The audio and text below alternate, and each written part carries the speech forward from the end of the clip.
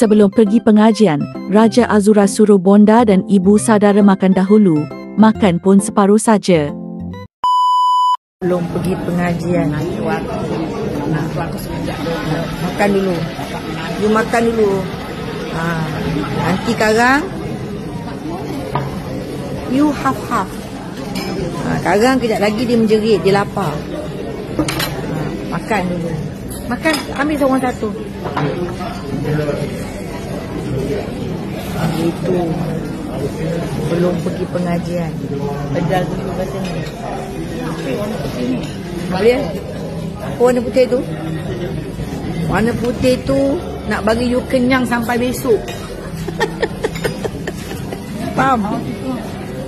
Yang warna putih ni nak bagi you kenyang sampai besok.